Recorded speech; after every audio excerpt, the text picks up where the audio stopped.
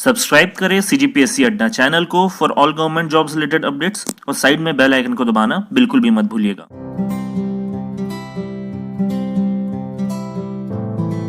झारखंड के एक छोटे से गांव के एक छोटे से किसान का बेटा देश का सबसे बड़ा इम्तिहान पास कर गया।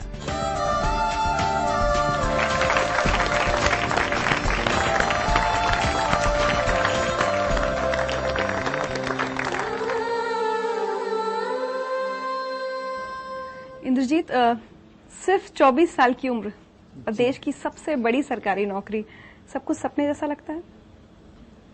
जी, ये एक सपना था देखा गया जो हमने चौथी पांचवी कक्षा में देखा था, लेकिन काफी सारी चीजें मेहनत के साथ जिस तरह से करते थे, लेकिन लगता था कि पूरा हो जाएगा।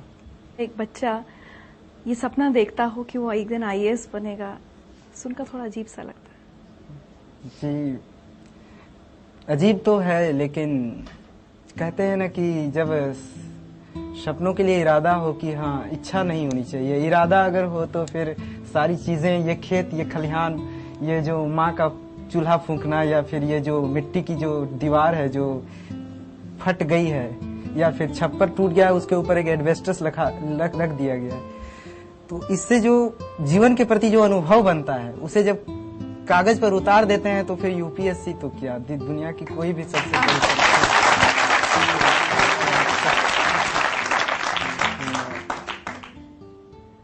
कब कैसे सोचा था? IAS कुछ होता है ये भी कैसे पता था? गांव में तो पता नहीं होता लोगों को। जी, एक्चुअली जब मैं 5वीं कक्षा का छात्र था तो उस समय एक चैप्टर हुआ करता था कि जिला प्रशासन। तो फिर मैंने पूछा था अपने सर से कि सर, जिला का मालिक कौन होता है? तो उन्होंने कहा था DM होता है। तो फिर मैंने कहा कि वो करता क्या है? तो उन्होंने कहा कि वो सड़क देता है, बिजली देता है, जिनके जो भूखे हैं उनको रोटी देता है, पानी देता है, ये सारी सुविधाएं उपलब्ध कराता है। तो उस दिन से हमारे मन में ये इच्छा हुई थी उस समय कि जो मुझे भी IAS ही बनना है। गांव से इससे पहले कोई, मुझे लगता है कि कितने पढ़े लिखे लोग निकले होंगे आपके गांव से? बहुत कम जो पढ़ने के लिए बाहर गए होंगे। मेरे बोकारो जिले की ये पहली घटना है कि किसी गांव के लड़के ने, मतलब है कि सफलता पिछले 60 साल के इतिहास में पहली सफलता केवल प्योर गांव से है।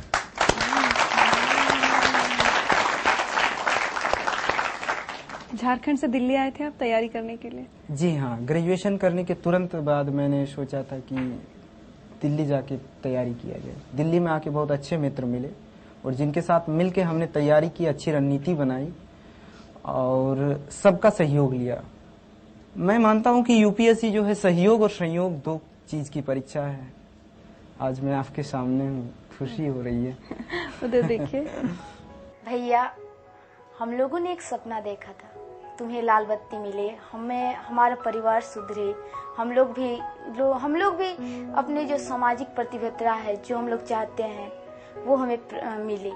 बाबूजी ने तुम्हें हर वक्त कहा कि भैया, कि बेटा, अपने सपनों की उड़ान को कमजोर मत होने दो, पंख फैला के उड़ो, जितना हो सकता है।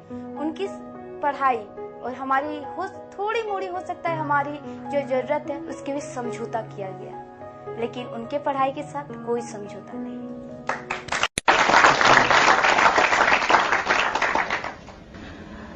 संघर्ष हमारे जीवन में बहुत ज्यादा रहे हैं, लेकिन हमारी पढ़ाई को लेके हमारे बाबूजी ने कभी भी, मतलब है कि कोई समझौता नहीं किया। उसके लिए उन्हें जो भी करना पड़ा।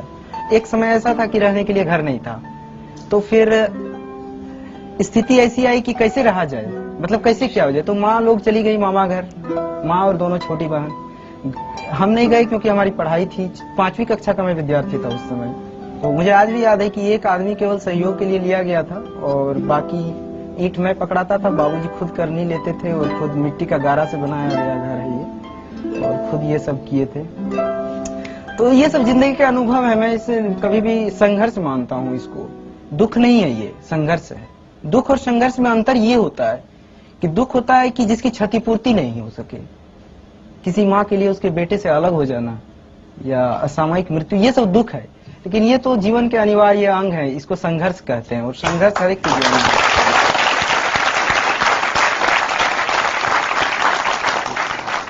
पिता ने आपको पढ़ाने के लिए अपने खेत बेचे भी हैं? जी हाँ, हमारी 80% खेत बिक चुके हैं। और जब पहली बार सिलेक्ट नहीं हुए तब उन्होंने क्या कहा था? हाँ, उन्होंने एक चीज कहा था, मैंने ये चीज बाद में मैंने जाहिर भी किया कि इस भावना को, तो उन्होंने कहा था कि हम बोले कि बाबूजी पैसा कहाँ से आएगा, हम ट्यूशन पढ़ाएंगे मुखर्जी नगर में या यहाँ पर मिल जाते हैं यहाँ पर। बोले कि नहीं, तुम ट्यूशन मत पढ़ाना और तुम अपनी पूरी पढ़ाई जो है अपने पढ़ाई पर ध्यान दो। धूप में मत चलना, ऑटो में चलना, क्योंकि धूप में चलोगे तो थक जाओगे और पढ़ाई पर इसका बुरा प्रभाव पड़ेगा। अरे तुम्हारे लिए तो हम अपनी किडनी तक बेच देंगे। तो ये एक ऐसी बात थी जो मतलब है कि इस तरह की ये भावना इतनी महान है कि इस भावना के कारण हम कभी भी मतलब अपनी पढ़ाई, अपनी कमिटमेंट से पीछे नहीं हटे। एक बात बताइए, आज अगर आपके पिता आपके सामने खड़े हों तो आप उनसे क्या कहना चाहेंगे? देखिए, मेरे बाबूजी तो अभी मेरे गांव में हैं और शायद अगर इस प्रोग्राम को वो देख रहे होंगे तो मैं उनसे यही कहूंगा कि मेरी सफलता असफलता से अलग आपके बेटे होने में मेरी सार्थकता है और बस इसी सार्थकता को जीवन भर महसूस करना चाहिए।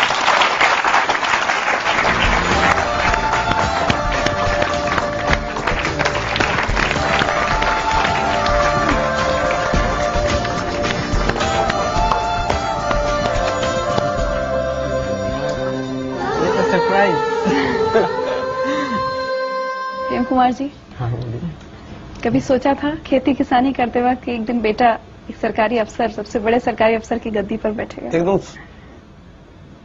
जब से इसको पढ़ाई में ख्याल आया तब से मैंने ये सोचा था, ये आज की सोच नहीं है। आपको पता था आईएएस क्या होता है?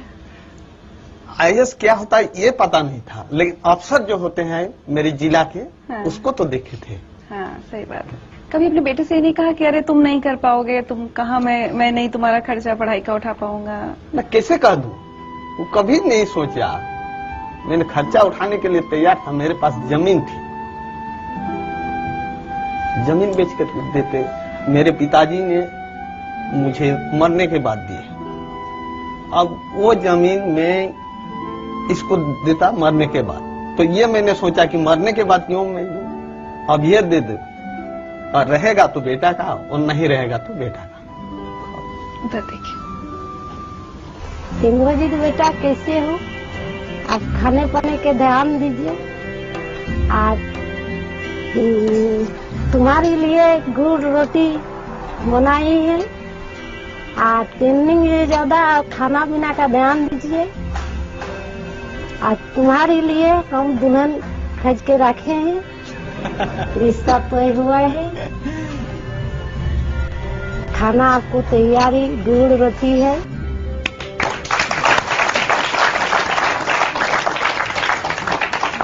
गुड़ रोटी खाने का शौक है? हाँ जी, हाँ। बहुत गुड़ रोटी खाता था। आपसे सारे देश के पिता सीख लें, एक मिसाल कायम की है आपने कि किस तरह से एक पिता अपने बेटे से ये तक कहता है कि मैं ये नहीं कहेंगे कि कोई अपनी किडनी बेचे, लेकिन आपने एक मिसाल कायम की है कि अपना सब कुछ कुर्बान कर बेटे को पढ़ाया, खेत बेचे। आज जिंदगी लाइफ की तरफ से आपको सम्मानित किया जा रहा है।